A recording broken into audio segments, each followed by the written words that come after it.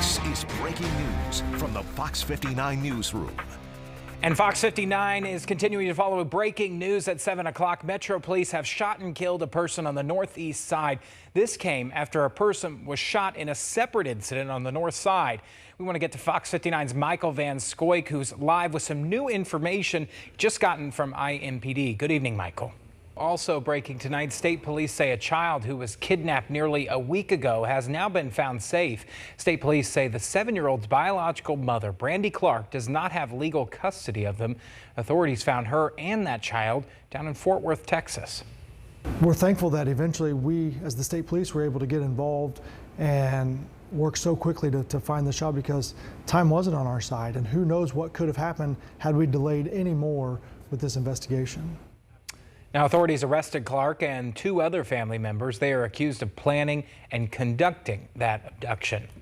Meanwhile, severe weather making its presence felt in parts of the Hoosier State today. Take a look at this. This is video, or pictures rather, out of Madison County. Emergency management there reporting multiple calls of trees down. The storms fired up after heat and humidity returned to the area. Fox 59 Chief Meteorologist Brian Wilkes, he's tracking all the conditions tonight. Brian sort of moved out of here for the most part. Yeah, it's wrapped up. All right, Brian, thank you. The family of a special needs student has sued Hamilton Southeastern Schools.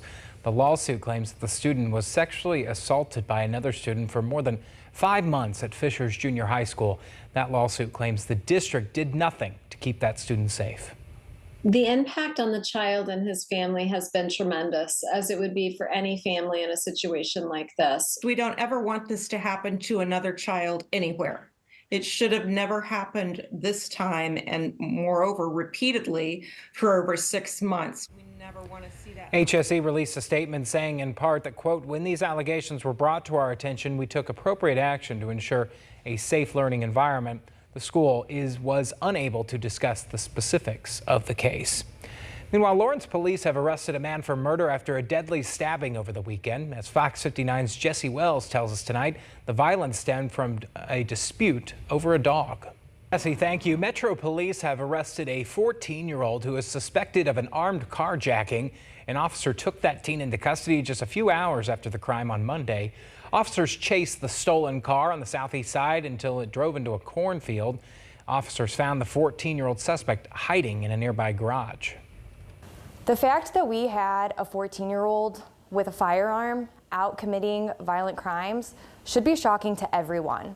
It should be reason for parents and guardians, youth advocates to start stepping up and to step in and to help get this reckless behavior of these juveniles under control. IMPD tells us a second suspect got away before officers could make that arrest. Today marks 1 year since a deadly triple shooting on Indy's north side. 22-year-old Christopher Wilson and 2 others died in that shooting in Broad Ripple Village. His family tells us this last year has been incredibly hard for them as they try to keep his memory alive any way they can. We were just so close. It would be some things that I would do or I would think it's funny, and I'm like, Chris would have thought this was like hilarious, or I'll make something to eat and I'm like, he would have ate some of this. Like, it's just, I don't know, it's hard not to keep his name alive, because everything I do is just like, he's like a reflection. So he'll just always be there, always looking over me. Metro Police were able to make an arrest in that case last October. Meanwhile, to Boone County, where the sheriff's office is asking for help solving a hit-and-run crash. That crash happened at County Road 1100 East, just south of State Road 32 on May 30th. The bicyclist is recovering from pretty serious injuries. A release from the sheriff's office states another bicyclist stopped to help. That bicyclist spotted a black vehicle speeding in the area at the time of that crash. And up to Clinton County, where the sheriff's office is asking for help after a deadly hit and run. The sheriff's office tells us 16-year-old Reese East, you see there, died after the accident in Rossville on Sunday. The sheriff says East was walking along State Road 39 when he was hit by a car around 2:30 Sunday morning. The sheriff is looking for any cars that might have damage to the front passenger side. There's factories north into Carroll County. There's work down south. There's Lafayette's connected to the west. We have Howard County connected to the east. So we're looking at probably 4 to 6 counties. There is a $1,000 reward for any information that leads to an arrest of the driver responsible. Still ahead here at 7 o'clock, Power Station, the new survey on the strength and staying power of Indiana's energy grid. Also ahead, the Surgeon General sounds the alarm about gun violence in America, the impact of declaring a public health crisis on the issue. Stay with us.